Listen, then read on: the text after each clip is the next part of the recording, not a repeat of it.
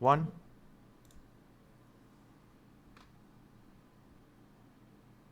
Hello, and welcome to Get Recc'd. I am your host, Stephen Falgout. And I am your other host, Louis Falgu. And Get Recc'd is our podcast where Stephen and I, two siblings, get together and recommend each other a piece of media, be it a film, a TV show, an album, a game, whatever. And then in the next episode, we get back together and discuss those recommendations. And today it is episode 46, as momentous an occasion as any episode. And what's the intro joke today, Stephen? I'm curious. Louis, quickly on the live stream, I think I'm looking at a screen that says it's my recommendation. You are looking at that stream. That was our intro joke. See, I did that intentionally to fool you, to throw you off. My recommendation is that we make this the joke. Wow. That was smooth as hell. You know, if only we had more intros like that one, I feel like we'd be in a much better place right now. The thing about this episode of Get Recc'd is we're giving you a rec at the beginning and at the end. Oh, yeah. The recommendation right now is actually twofold. Not only was that our joke, and was Steven recommending that to be our joke, see, it's kind of two layers, but also we were recommending that the episode begin. Which, I don't know if you guys know this, but that's actually an element to this podcast. When he and I get together, we always have to say, Steven, I recommend you start the podcast. And he says, Louis, I can't do that because I'm not the one with OBS over here. You're the one who's supposed to do it. And then you say, well, then I recommend to you, Louis, that you start the podcast. And I begrudgingly start the podcast. And that's usually how it goes. So there's your behind the scenes look. Yeah, and actually that's why sometimes, if you remember, we used to be very off schedule, because what would happen is I would say, Louis, I recommend you start the podcast, and you would say, nah, not today. And then we would not do it. We would have it all set up and everything, but we would just not do it. Yeah, I mean, it's an unwritten rule that we don't actually have to accept each other's recommendations, which means that I just want everybody to be aware, because some people might be upset. You know, at the end of this episode, we're going to do our recommendations as always. Next episode, we're going to talk about completely different shit. We are not going to be taking our recommendations. I'm not interested in what Steven has to recommend to me, and he's not interested in what I have to recommend to him, so don't get your hopes up. In fact, you might as well tune out once we get to the recommendations, because it will be a wild card next episode, so...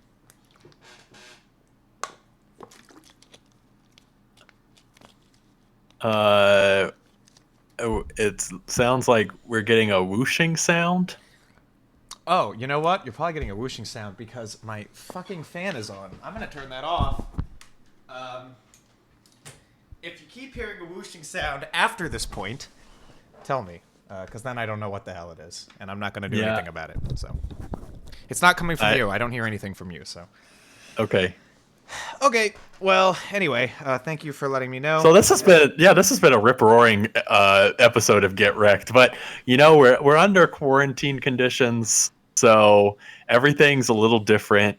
In these strange times, we have to record exactly the same way as we record every other episode, and we should have this rehearsed by now on the 46th episode. But you know, it's like, who knows what'll happen. Podcasting is really, really hard. We live incredibly difficult lives every time we get together and do these Get Recc'd. It's really tough, and we just appreciate your support and your patience, okay? That's all I gotta say. And anyway... Well, with that spectacular intro that we had for everybody, Louis, should we move on to the first recommendation? I believe we should... I believe we should. That was your last little joke. I mispronounced the word. Pretty funny. And Steven, let's start with what you recommended to me, if you would like to explain it. Yeah, so Louis, I recommended to you the YouTube series Hot Ones. This is a subset of a channel, First We Feast, where a host, Sean Evans, interviews various celebrities while eating progressively spicier chicken wings. It started kind of as like this underground YouTube channel. They made their name in actually the hip hop scene of all places, because they, you know, hip hop artists would like kind of do whatever. Moved on to comedians, sports figures. Now they get big name actors and actresses and others. So yeah, Louis, what did you think of Hot Ones? Yeah, so it's good you recommended this to me, because I've actually seen a lot of Hot Ones ever since they started. I see here they started in 2015. It feels like it's been longer than that, but perhaps it hasn't. But yeah, they've been around for a long time, and a lot of the people who, I mean, if you hang around on YouTube at all and watch any of the bigger figures, which I don't really anymore, but I have, off and on throughout my time, you've probably seen this because especially earlier, they got a lot of like YouTube personalities and online personalities early on because I guess that was an easier catch back then. And a lot of the interviews, not aside from it being fun to watch somebody eat hot peppers, which it is very fun, but also the interviews can be pretty interesting. The questions can be pretty interesting. So yeah, it's a show I've seen a lot of, and it was cool catching up to some of the newest stuff because yeah, like I don't know, it feels it's amazing because you can tell the budget's increased, but at the same time, the studio and the setting of everything doesn't feel that much different than it ever did. And yet they've got these like incredibly big celebrities on the show now. I saw like I don't know how recent this, I think recently they got like Will Ferrell, Gordon Ramsay is one that I watched. That was last year, but people who probably just 3 years ago wouldn't have been paying this any mind, like know about it now and have been on it. Weird Al, who we talked about recently, he was on. It's pretty cool. So that was probably the coolest thing going back to it since I kind of checked out for a while. But yeah, I guess I already gave some brief thoughts. But I mean, I think like fundamentally this format is actually really fun.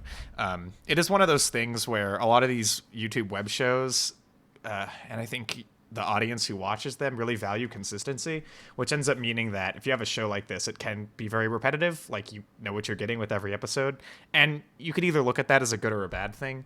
Because on one hand, yes, it is very samey. I don't think you could sit and watch a ton of these in a row. It'd get kind of boring. But, there is enough difference because you're getting a new guest who's going to talk about different things. And if you like enough of the people that they have on, you'll surely be interested in it. But yeah, I mean, it is such a fun format that at least I think that having been going for this many years and still going to this day, at least it's still fun to watch people eat really hot wings, right? And if I was just watching a basic interview show with the same interviewer every single episode and no gimmick, I don't know if it would be more interesting. I mean, maybe you might get better answers sometimes, but there is something to be said about it being this gimmicky. I think the gimmick is fun. And it's especially fun when you have somebody on who knows something about cooking. I'm really just thinking about the Gordon Ramsay one that I saw before now, which I thought was really entertaining. Not that I am really a fan of Gordon Ramsay necessarily, but it was just very fun to watch somebody who is more in line with this kind of content. He's had like Food Network shows, I believe, and stuff like that, cooking shows, come on a web show like this and have them be on almost even footing was kind of interesting.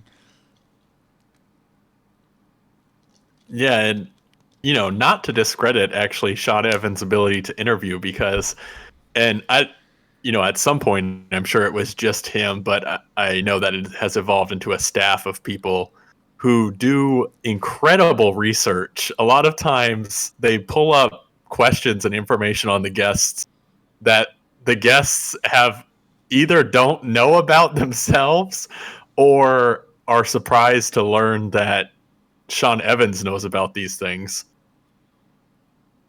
And the quality of questions is always fun. They do some recurring segments that, again, as you mentioned, are a little more on the gimmicky side than something that you might get in a traditional interview. I also find that because of the format, the guests have to be a little less guarded than they typically are. And I'm sure a lot of the questions that Sean Evans asks are in some way canned questions because a lot of this stuff has to go through approvals with the celebrity's agent and all that stuff, just like traditional interviewing. But even through all that, because on one side of the table, the guest has to be eating really spicy hot wings and they can't really fake that necessarily at a certain point, that it feels a lot more humble in their response as opposed to something that's, a typical interview circuit where they'll just get very canned answers. You brought up the Will Ferrell one, and that's the one that I would probably think is the most what I would consider canned, because you can very much tell that it was very specifically promotional for the new movie. But even in that case, it felt very informal. No, I agree about the point of it being more humbling. That's interesting. I didn't think about that, but you're right. Especially in like the latter half of every episode. You know, in the first part, it kind of goes the same way almost every time. I've seen very few where the guests kept their composure the whole way through, although I have seen some. But even then, you can tell like something's gonna break. But you know, in the first half of these interviews, it goes very much like your typical celebrity interview, except they're eating wings. But there's nothing much to it. The only additional thing you might get is they'll say, "Oh, that's kind of hot" or something. But when you get to like the last few wings, basically it's structured so that, you know, every wing is hotter, and the last hot sauce is like 2 million on the Scoville scale or something. When you get to those last few wings, like every single interview breaks down. And it does make the interviewer seem a lot less like, you know, just some personality figure that they may come across if you saw like a, I don't know, Vanity Fair interview or something. What's like a magazine that does video interviews on YouTube? I don't know, but I've seen some. And that is actually really interesting. Especially like one of the craziest ones. I mean, I haven't seen it. I don't know every single interview they ever did, but one of the craziest ones I ever saw was when Sean interviewed Henry Rollins, which was just like, I saw that, I was just like, I can't believe that like Henry Rollins did this. I don't know what Henry Rollins is doing nowadays, so maybe he's more in these circuits now, but still like, and Henry Rollins was fun to watch because Henry was one of the people I remember keeping his composure a lot better. And in a way, it does kind of highlight differences between the guests when some of them like are so calm and collected as people that they can eat like wings that hot and just kind of stay chill, which can make some of the different episodes a little bit more interesting than other ones. And yeah, I guess it makes the guests feel a little bit more like people than they do in other video interviews you might watch of celebrities, especially promoting their own work. Yeah, and the most fun part of the show really is just watching them absolutely devolve over time. And some of the best episodes are the episodes where you have one of two situations. Either the person can't eat spicy things and they're already breaking down by like the second chicken wing, or you have the person who's trying to be incredibly tough and not drink water or milk. And that's a really fun challenge to watch. I think one of my favorite episodes ever was Paul Rudd. And this show has a ton of highly memeable moments that come out of it. And the Paul Rudd one especially was just a ton of fun to watch. Paul Rudd himself is just a character in every interview. He has that recurring thing with Conan and some others. But this was just a really, really funny episode.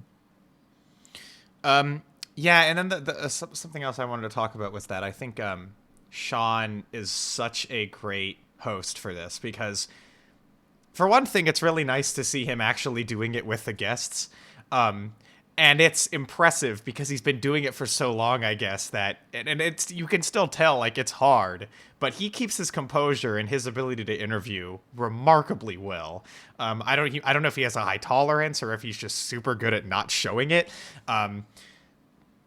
Because you know, even by the very end, even though he's following along, and he always does the little extra challenge at the very end too.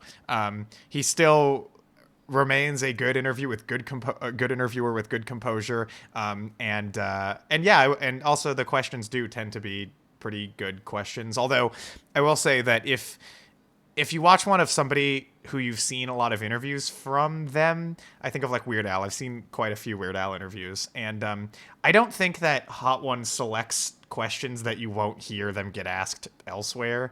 That one was a very specific example where like every Weird Al interview I've ever seen, he gets asked the exact same questions and tells the exact same stories, and it does get a little tiring there. Some of these people I haven't seen any other interviews from, so I don't know how like in-depth the questions go. But if you say that there are ones where the interviewer is surprised, then or interviewee is surprised, then I guess, you know, that says something. But yeah, I mean, even if it is the same questions, just having a host who is both challenging himself alongside the guest, but still bringing an element of professionalism to it, I think that's a big positive for something like this. Yeah, although part of me starts to wonder whether Sean Evans is actually eating the chicken wings, because if you notice, you never actually see him in the process of eating a wing. And he seems almost too composed in a lot of situations. Maybe there's your Hot Ones conspiracy theory for the The day. conspiracy theory. I Yep. don't know. I mean, I guess I wouldn't be surprised. But at least as a viewer, there's an illusion that he is. You know, that makes it nice.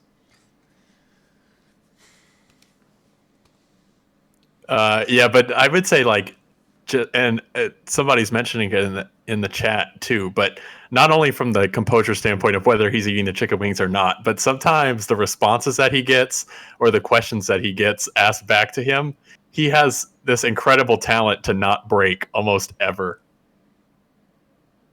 Yeah, yeah, he does. Especially when he's with like funny guests. He doesn't. He always seems like he's like one level above whoever he's interviewing. It's really weird and kind of fun the dynamic that he has with the guests.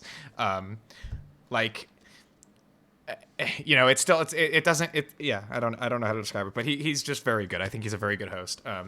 And so really all of the um essential elements here I think are really good. I also want to point out, not that this is really of any relevance, but I just think it's funny that after a while they have like branded hot sauce and stuff that at the end of every episode they show off and have the guest eat.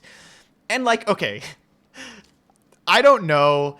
I have no idea if this is what's the case with this or what this sauce is or what it has in it. I'm not making any statements, but it just seems to me like every episode, it's always the hot sauce before it that seems like the hottest one. And I don't know if the Hot Ones branded hot sauce is actually not as hot as they're trying to make it look, or if it's just that by that point, the guest is already so broken that it literally doesn't matter, the additional increase. Because like every episode I've seen, it says like the second to last hot sauce is like what? 200, 300, 400, I don't know, something 100,000 Scoville, but it's never like a million or even that close to a million. But then the Hot Ones hot sauce is supposedly 2 million plus on the Scoville. And it never really looks like it's actually that much of a jump. So I'm not saying anything, but, just throwing that out there. Yeah, that's the other prevailing conspiracy theory is that the last dab is actually not the hottest hot sauce.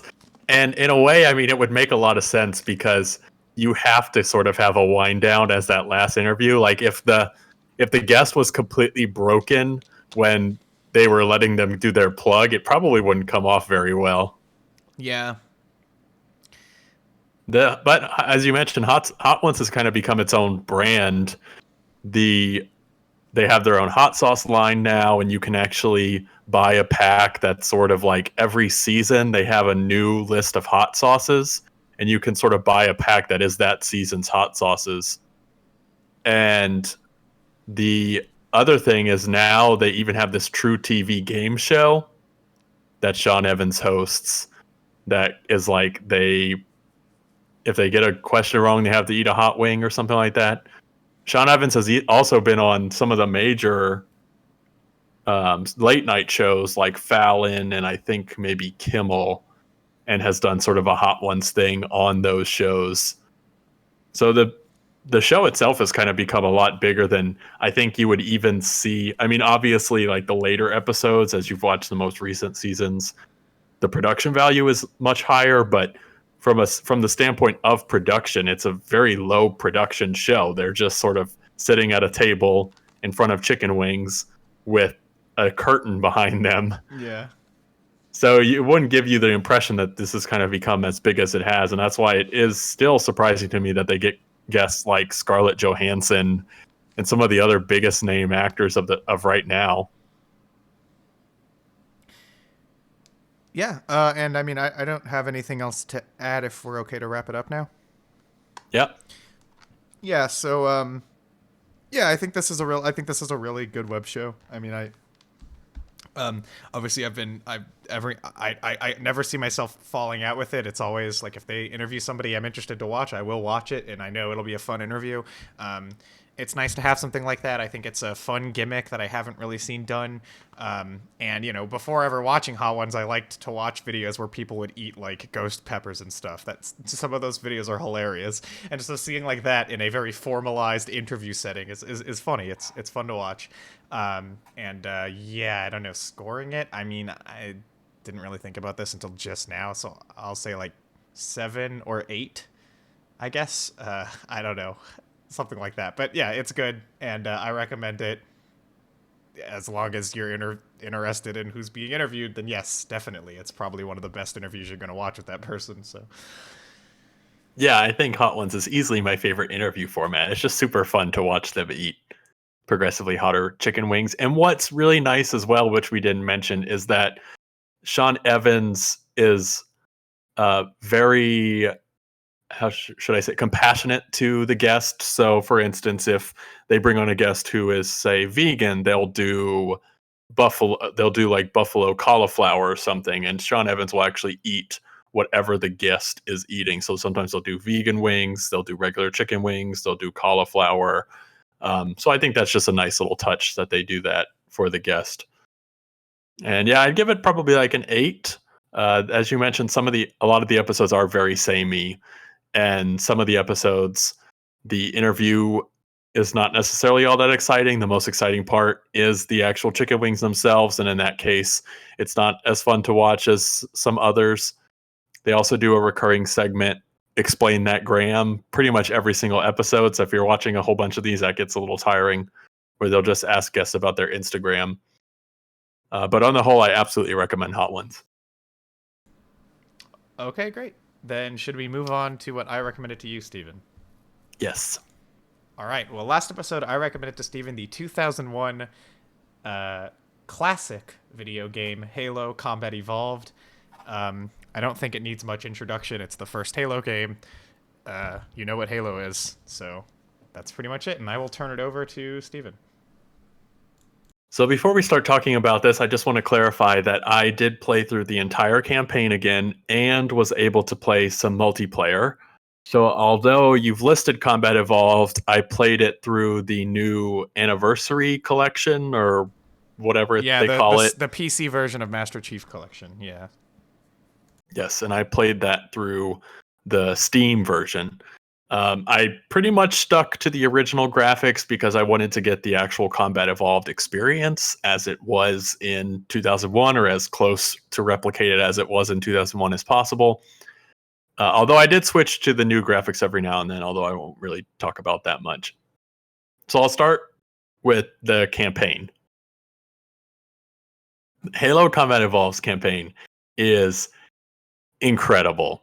I mean, this is truly a classic masterwork in what I consider an FPS campaign to be. Now, I would not probably put it as high as in regards to something like a Half-Life or a Half-Life 2, although this was probably the closest analog that you would get on the console, at least at the time.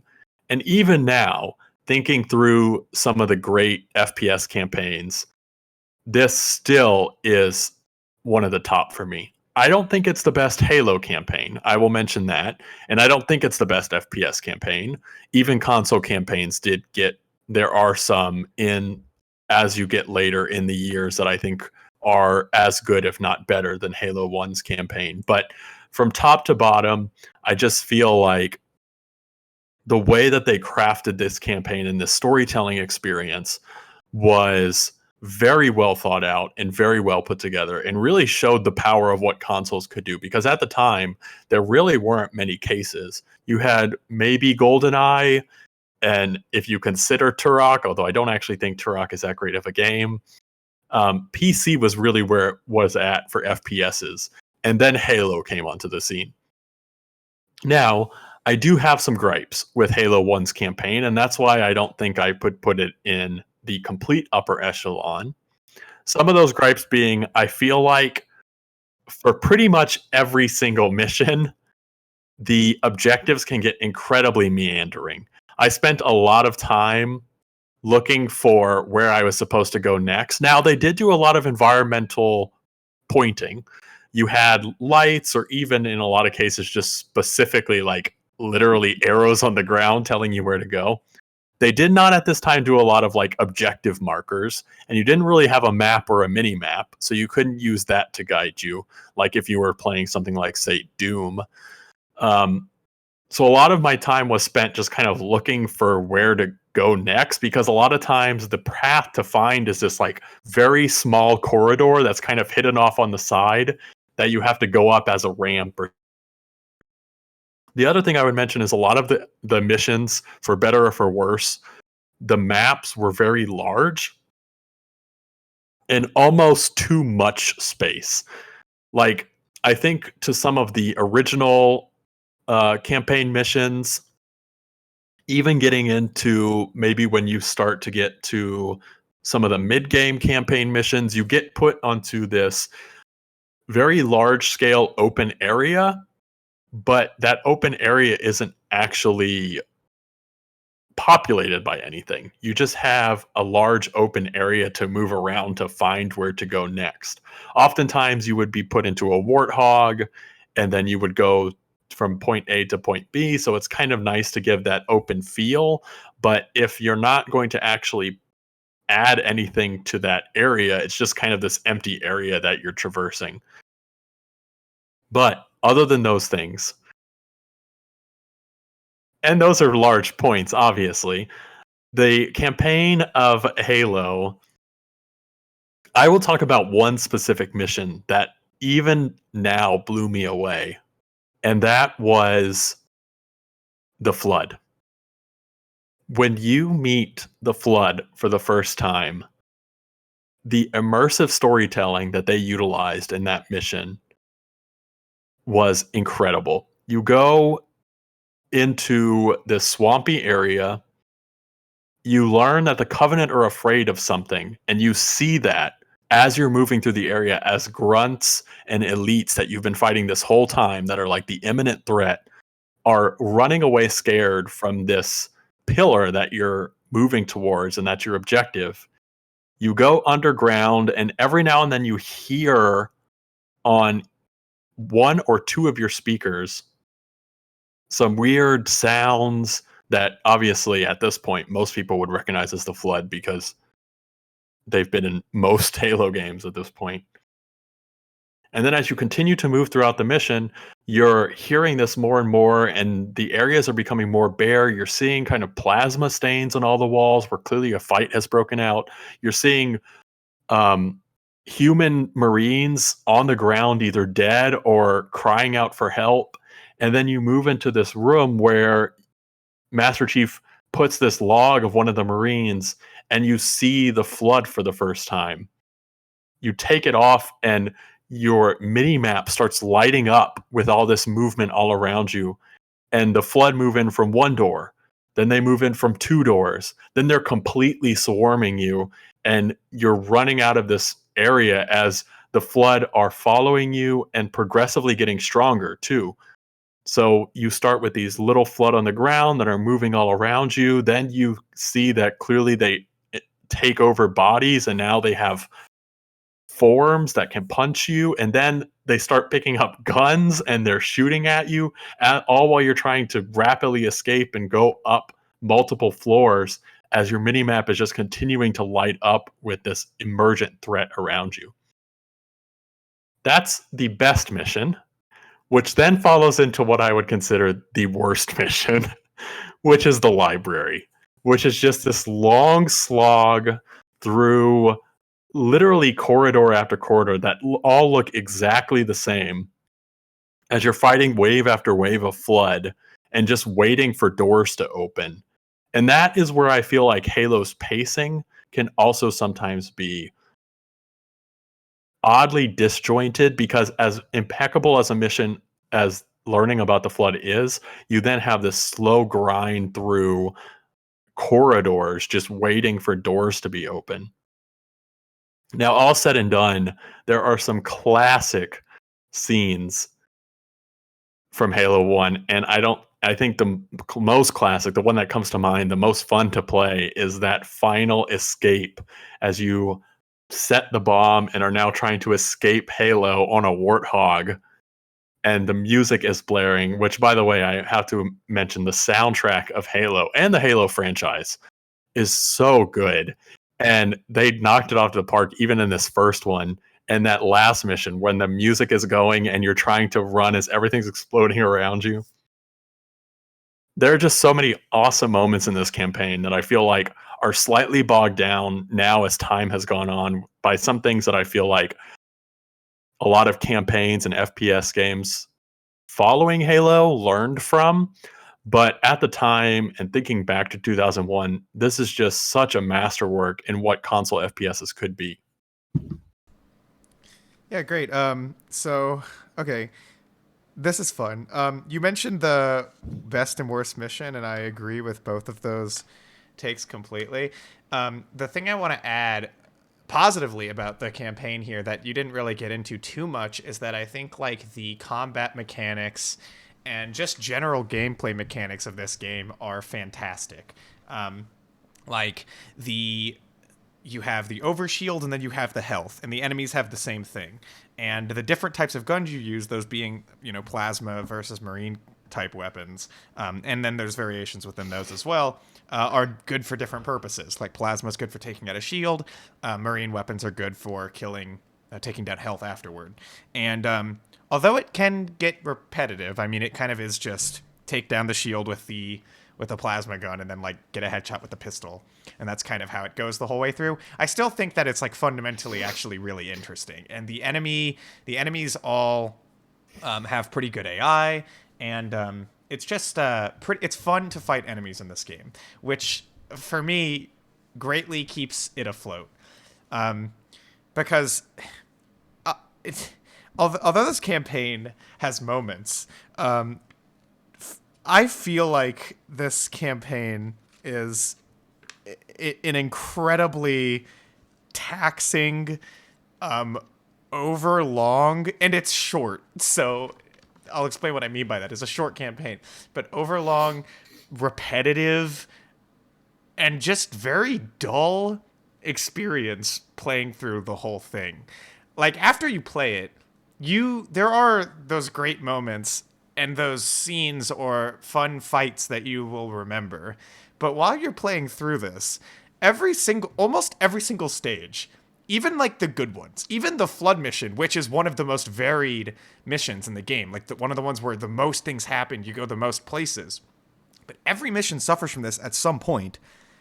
Every single one, it will be like one room that is copy and pasted over and over and over again. The worst example being the library, where it's literally like 2 hallway variants that are just copy pasted endlessly as like you kill a bunch of flood over and over again. But even on some of the better missions, like the iconic first mission where you're in the spaceship, it's a bunch of the same corridors over and over and over again.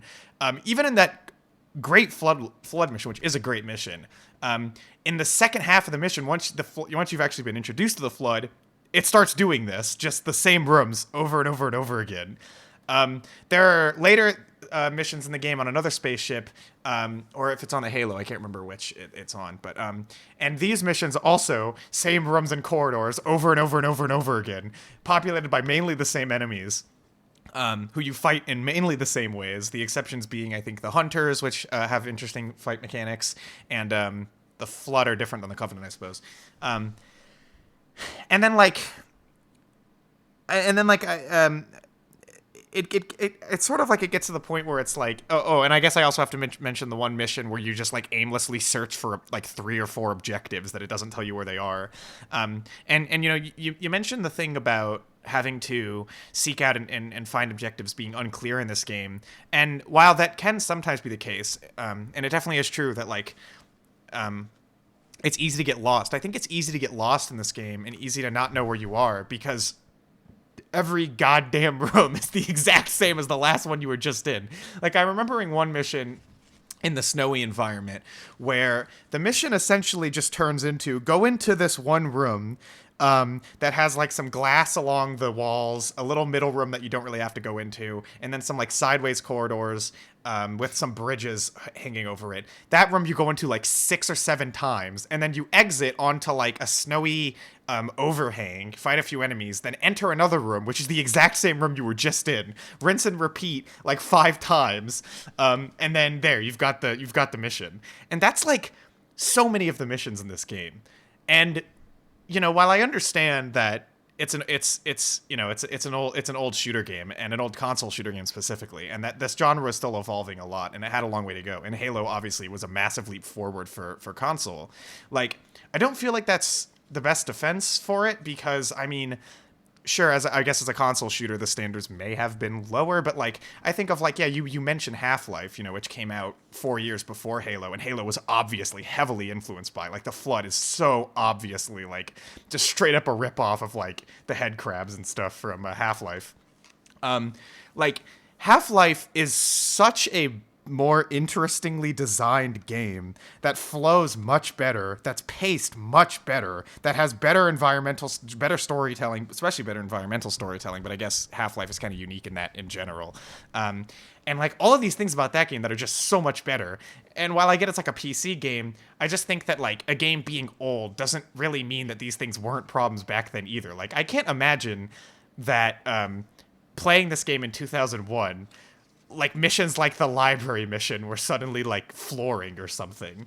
I think that because the fun of actually the game's mechanics and fighting the enemies, I think that ends up making it easier for people to look past a lot of the obvious flaws, I feel like, with mission design here, where the stages are kind of just the same thing over and over and over and over and over and over again. But like I don't know, maybe it is age, and now that there's better Halo games, like for example the next Halo game that came out 3 years later that's like monumentally better than this, maybe that makes it harder to just have fun with what is here, because you know I think mechanics and everything are improved in later Halo games too, arguably anyway, or at least kept similar enough to where you know you don't need to play Combat Evolved to experience that kind of thing. And like I do think there are commendable things about it, but to me this campaign just feels like such a chore. It's just not really that fun, especially on like a harder difficulty, which I played it on heroic. That's not even legendary. I can't even imagine trying to play this on legendary. But like on heroic, it's just so tiring. It's just so like dull, and it's paced so badly, and whatever great moments are there are so few and far between in this game. I just feel like it doesn't really impress me compared to later games. The only thing that I look at this as is like, well, I'm really happy this booted off the franchise that then gave me Halo 2, which I think is a much better game. But on its own, I don't know. I don't really agree that this campaign holds up. Maybe not even for its time. I do want to talk about one thing that frustrated me to no end is when they every now and then give an enemy a rocket launcher. That was garbage because those deaths are so cheap. Because half of the time, first of all, the graphics as they are, you can't even tell who really has a rocket launcher. And half of the time, the person with the rocket launcher is behind a corner. So you turn the corner and get shot, and it's an instant kill. I think of one specific example where there was one in the second to last campaign mission and one in the last campaign mission, where in the second to last campaign mission, there was a flood positioned right on the other side of a corner in a hallway. And when you turn the corner, the flood shoots. So basically what I had to do was I had to die and then go, okay, so I have to throw a grenade around the corner, I guess, or else I'm just going to get one shot. And the last campaign mission at the very end, or no, like the second to last, somewhere around there, when you're basically on the alien ship, there's a corridor, a hallway that you enter into, and there are two grunts positioned at the bottom who have the alien rocket launcher, which is the first time you've seen the alien rocket launcher. And they immediately shoot when the door opens. Those deaths were so cheap. It was kind of infuriating. Yeah, I don't know. I think for me it's like I see this game as more of a stepping stone than anything else. I don't mean to just compare it to Half-Life, because they are different games, and they were, you know, Half-Life was on the PC and whatever. But, you know, that being a classic shooter game that I do really like, I think is really, really great. I mean, it feels like, you know, it just feels like this game kind of pales in comparison. I think some people like to kind of put it up there with those games and try to put it in that classic canon of shooters. And the only reason I could see that really being that justifiable is that, one, it was really popular, and because it was super popular, and because it did have, inspired elements in it for console, it ended up making console shooters a lot better down the line. And that's worth praise, certainly. I don't think that's an easy thing to pull off. And obviously there's something here that makes that happen. That doesn't just happen accidentally. But yeah, I don't know. It feels to me like a game that just needed improvements on every front that I do think the second game basically ended up doing. And that's all I have to say about the campaign. I don't know if you have anything else you want to add to that, but... No, so with that, we'll talk about multiplayer, which is a garbage experience. It's horrible. It's absolutely horrible. From top to bottom, it is absolutely horrible. Now, I will say, though, to give it its credit, it's horrible in that way where it's kind of so bad that it's fun. Like, basically what happens is, in multiplayer, you either change your weapon to the pistol or you lose. So, essentially, if you go in knowing that, and knowing that all the spawns are complete trash, like, I know people complain about Call of Duty spawns, but this is like, you could die and literally spawn in the exact same spot. Like, 3 times in a row. Yeah. And there's nothing you can do about it. So essentially, Halo 1 multiplayer devolves into spawn, quickly change to the pistol, and run forward no matter where you are and hope you find an enemy before they find you. So that's kind of fun in a way because you just have to know what you're going into. It's not good by any stretch of the imagination, but it is fun to kind of like one-shot every person or be one-shot. And then also, it's interesting to look back on 2001 maps because I would argue that there is no map design here. Most of the maps are like, this is an octagon, good luck. Or this is a series of 5 rooms and there's a crazy interspersed section of teleporters. Oh. And also you only have flamethrowers. Yeah. Which was a specific mode that we played, which was pretty fun. And let's not forget giant shiny pink walls and bridges where the dynamics of the map make absolutely no sense. And finding enemies is a total crapshoot. Yeah. Well, it is a little unfair. Having played, I do think this is worth saying, by the way. Steven and I played some together, but, both of us were experiencing this on PC, on MCC, Master Chief Collection, and Master Chief Collection, that's an online matchmaking experience. Most people who played Combat Evolved multiplayer were playing it split screen. This was not a matchmaking multiplayer. That wasn't until Halo 2.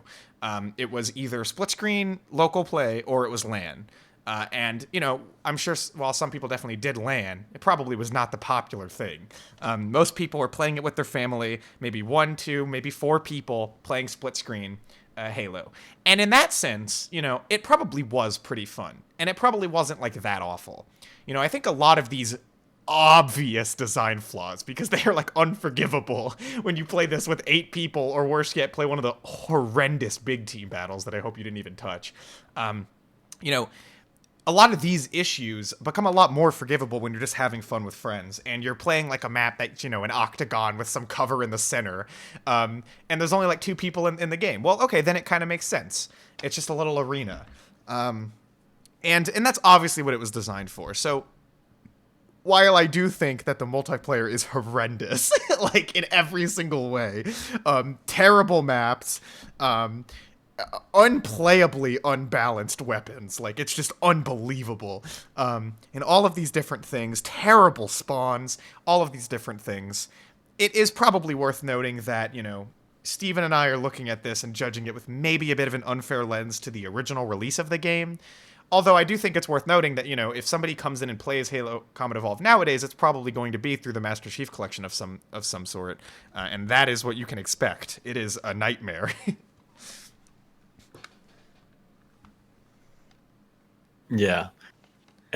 But let it not be without saying that it definitely did advance some multiplayer aspects of console games. I mean, there weren't many experiences like this on consoles, GoldenEye being one of them, but because of the N64 controller, that really was only so limiting it, and there was only so much that it could do, whereas Halo really kind of brought console competitive play on the map. And as you mentioned, it wasn't until Halo 2 that really advanced, but Halo itself spawned a lot of other things like Red versus Blue, the video series, and some others that should not go without stating it. Also, I guess we should mention, this is kind of a non sequitur, but Halo was originally supposed to be a real-time strategy game, which I think a lot of people know at this point, but they kind of pivoted at the last moment and then eventually did make a real-time strategy game, but basically pivoted at the last moment to make it into a first-person shooter, and it spawned a gigantic franchise. Yeah, and arguably influence like other major franchises as well. Like while I think another popular series like Call of Duty or something is very different than Halo, could those games have existed in their form without this game having been made? I don't know, maybe not. And then obviously that line keeps going back. Could Halo have existed without Half-Life? Probably not. Could that have existed without Doom? Probably not. Whatever. But it's still worth noting that this game has its place in that lineage, and I think that's worth respecting. Yeah, one thing we didn't mention, Lewis, thinking about the mechanics and thinking about the multiplayer experience and the single player experience, is that what's interesting is that there's been a lot of advancement, and I would then say that advancement has become quite stale when it comes to first person shooter mechanics. Because going back to the Halo series, and when I'm talking about the Halo series here, I'm talking about Halo 1, 2, 3, probably. It's interesting because there's no sprint, which is probably a very well-known mechanic of most, if not all, first-person shooters at this point. There are very few selections in guns, and it's very arcadey in the way that the first-person shooter mechanics actually work. Because now you think of most modern first-person shooters, and there's things like bullet drop, and it really isn't that in Halo. It's all kind of hit scan. Even the sniper rifle is like point it and shoot at the person. And so it's interesting to go back to Halo, which is really kind of advance a lot of those mechanics, and then ultimately have absorbed mechanics from other series which have become now more popular, such as your Call of Duties and others. Because as you think going into Reach and then going into the later Halo games, now they do have classes and they have characters that can sprint and those sorts of things. But at the time, and going back to this, probably the biggest shock is just remembering how simple first-person shooters used to be, where it really is as simple as you have a gun that shoots, you have a grenade that explodes, and you have a melee, and that's it. There's nothing really else going on here. Yeah, totally. And that's where I think like a game like I view Halo and Halo 2 as very classic shooters, whereas like I imagine, though I haven't played it, Halo 3 crosses much more into the modern shooter era, which that came out the same year that Call of Duty 4 did. And I think Call of Duty 4 was the beginning of like modern shooters, going back to these games, like especially with playing something like Halo 2, these mechanics, when handled better than they're handled here, and they are not handled well here in the multiplayer at all, because it just ends up feeling more like an afterthought, even though it was the most popular thing about it. When they are handled really well, these kinds of simpler mechanics are actually incredibly fun, and can bring a lot of depth to gameplay too. I mean, that's one of the big things about playing Halo, especially after this, because you don't have the fucking Halo 1 pistol after this. But in like Halo 2 and stuff, like the game does become a lot more about strategizing how you're going to stay alive in a fight, more than it does like motor skill or reaction time or something like that, which makes these early Halo games actually really fun, and just not this one. But yeah. Yeah, and I would mention more accessible, I feel like. One, because you have the kind of shield health mechanic, so in that way, a lot of times you stay alive longer, although not in Halo 1, where literally the pistol one-shots you no matter where you are on the map. But for the most part, I feel like Halo as a franchise really brought a lot of people into the first-person shooter genre. I mean, I think of like LAN sessions even back in the day when I was playing Halo 1 back in '01 and Halo 2. It's like anyone could play Halo.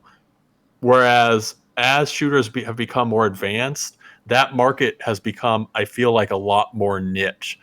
And maybe niche in a way that the time investment to get good at those games is so much harder, because I feel like anyone could still jump into Halo and probably do pretty well. Now, there are obviously diehard fans, and if you go into dedicated servers, you're absolutely going to get dominated.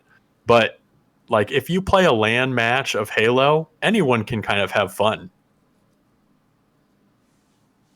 Yeah, no, I totally agree. It is an accessible shooter experience. I think that's why Halo and Call of Duty were the two big names at a certain time, up until around Halo Reach. I think around that era, like Halo 3 to Halo Reach, Halo 2 maybe even to Halo Reach, it was like Halo and Call of Duty. Those were the games. Because both of these games are really accessible, easy to get into shooter games compared to something like, I don't know, Counter Strike. Sure, I'd never played those, but I imagine, and I've been playing Overwatch lately, and that's a game that you have to put time investment into and actually think a lot more about in order to do well in those games. And I think that there's something can be said about that. I don't think that's a bad thing that these are really accessible, simple games. But at this point, we're basically just talking about the franchise, because to me, like, if I was talking about just Halo 1, yes, it's accessible, and I'm sure it would have been great to play like split screen and stuff, but God, getting into this game now and trying to play matchmaking now, just don't. Like, just don't. If you get MCC, you can play Reach. I mean, like, this might be heresy, but I think Reach multiplayer is definitely better than this multiplayer. Like, I'm not crazy about that one either, and I know Halo fans are split on it, but God, like, compared to this, holy hell. But, you know, that being said, MCC will have Halo 2 soon, and I doubt we're ever going to get a chance to talk about that specifically, so I'll recommend that before we get into our finishing spiel with this one. But yeah, that game is just a blast. Okay, and then I just wanted to mention one more thing, and then I'll kind of wrap it up here. But the last thing I wanted to mention is generally the voice acting of this game, and then as it goes into the franchise, is quite good. Cortana, Master Chief, Captain Keyes, even the corporal or the lieutenant, they all have quite good voice actors. It's not all great. A lot of the kind of standard Marines, you can tell, are just sort of accountants that they got from their department to come down and have a voice actor session. But for the most part, the voice acting here is quite nice, and it only gets better as the series progresses. And with that, I'll just kind of close off. Halo 1 is an interesting look back for sure. I think that there are so many great moments in the campaign, and while I 100% agree with you, it has a lot of pacing issues. On the harder difficulties, it is a complete slog. I will say, I played specifically, and maybe this is a heretic comment, but I played on easy, not because I wanted the experience to be easier, but just because I wanted to get through it. And it was a ton of fun because I basically just blasted through everybody. I felt like the Master Chief, that's for sure. With that being said, though, as I mentioned, and as you mentioned, the campaign does have a lot of problems. The pacing is terrible. Some of the missions are just a complete grind for no reason. You can't even get through them fast because the game just makes you wait in front of a door, or makes you go through literally 3 of the exact same room, and then you don't know if you've already been in the room before. And the multiplayer is complete garbage. But with all that being said, I still have a lot of love for Halo 1. I don't, by any stretch of the imagination, think this is the best game in the Halo series. As you mentioned, Lewis, Halo 2 is just infinitely better than this and really kickstarted Xbox Live as an entity. And then Halo 3 is just, in my mind, a masterwork. But with all that being said, I still really enjoy Halo 1, and I enjoyed my time going back to it. And I enjoyed the horrible garbage experience that multiplayer was. So with that, I would give Halo 1 a 7. Yeah, interesting. I see. I respect this game. I mean, I do. I respect Halo 2 more, but I respect this game's place in first-person shooter history. I'm not huge into video games, but I do. You know, I like my Call of Duties, you know, whatever. And I like some shooter games. And I like some of the other Halo games. And I have to admire this game for that. And I mean, it is an inspired game. You know, I think whatever it did, even though I did say it ripped off elements from Half-Life, it feels like a pretty inspired vision here. And I think that's cool. And there are things that are good about it. But honestly, I'm a lot less forgiving, I think, than Steven is, and that's cool. We agree on a lot of the same flaws, but I think the flaws weigh on my head a lot more. And maybe it is true that if I played the campaign on easy, it could be a good time. I played it on heroic, which is not the hardest difficulty, so I don't think it's super unfair to judge it on that. It's a hard difficulty. I think a game should have a fun, hard difficulty. You know, if the legendary is god awful, I guess that's to be expected. But the heroic, compared to like Halo 2's heroic campaign, it just shouldn't have been the way that it was. And yeah, the multiplayer, well, I can't judge it for how it originally was, and maybe I would like it more if I played it like that. If I played it split screen on a console, I can't. So just knowing what I know about it, it is an unbalanced, horrendous pile of garbage that I would love to never touch again in my life. And so, man, I mean, I this is harsh, I guess, but I would give this game a 4. I just don't think this game is a pleasant experience actually sitting down and playing it. And time maybe has been less kind to it, but I think even for its time, you can definitely do better than this. I mean, as far as a multiplayer shooter, I don't know. But as far as like a single player experience, there are definitely like other shooters you can play that have held up much, much better. No, I don't recommend it. I recommend Halo 2 if you want a classic Halo game. So that's my thing, and I guess that's it. Should we move on to actually recommending for next time? Yes, and I don't know if I said, but I also do not recommend going back to this game. Okay, great. Well, I'm glad we're on board with that. All right, well, Steven, you go ahead and tell me what you have for me. So, Lewis, I have for you a little movie. Now, some people are going to say, when I give my recommendation, they're going to say, why wouldn't you have chosen the first one? Why did you choose the second one? And to them, I say, I would not want to subject Lewis to the first of this franchise a second time. So, Lewis, I wanted to give you some new content, some content that I know you've been craving. And this is, when I say new content, I'm talking like this came out last year. Lewis, I'm going to recommend to you the Angry Birds movie 2. The Angry Birds movie 2, as I mentioned, came out last summer. It features all of our favorite Angry Birds friends as they go on a rip-roaring adventure. Thank you. I'm gonna recommend to you, Steven, All right. I will recommend to you, Steven, the album Highway 61 Revisited by Bob Dylan. Highway 61 Revisited is the seminal 1965. Yes. 1965 album by Bob Dylan, one of the first of 2 albums where he, infamously or famously, I guess, depending on how you look at it, went electric. One of his most popular albums, well-known albums, and I guess I'm sure you know the story, but prior to this year, to 1965, he was like a folk icon in the folk revivalist movement. He wrote his own songs, which was actually really uncommon for like a singer-songwriter. Just wasn't really that established of a concept. In fact, in popular music, it really wasn't an established concept at all until he showed up, and he was doing it just with folk music prior to this, until he burst out onto the scene in 1965, going full on to the rock train, making some really confrontational rock music for the time that absolutely infuriated his audience. But I think these days maybe doesn't have that impact anymore. But yeah, I'm curious to see what you'll think about that. And that is all that I have for you. So that wraps up our episode today. Let me get the screen. I got the screen. Check us out on CastBox, everybody. We're on CastBox in the description. You can download CastBox on your mobile device and listen to it in the car. You can listen to us talk about Angry Birds 2 in the car. Or, maybe not the car, I guess, because you're probably not going a lot of places now. But wherever, CastBox. Yes, and as always, we hope everyone is staying safe. Oh, yeah, of course. Thank you for listening. We had a great time, as always, recording our little podcast, and we will be back soon for your listening enjoyment. Yeah. And is there anything else you want to add, Steven? No, I don't think I have anything. Okay. Well, with that, then, those were our thoughts. Those were our recommendations. Get wrecked.